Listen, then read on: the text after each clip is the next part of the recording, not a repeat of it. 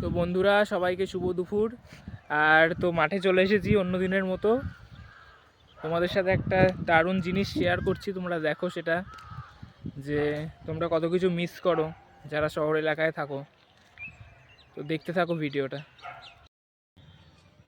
তো তোমরা এই সর্ষে ক্ষেতটা দেখো, কি দারুণ লাগছে।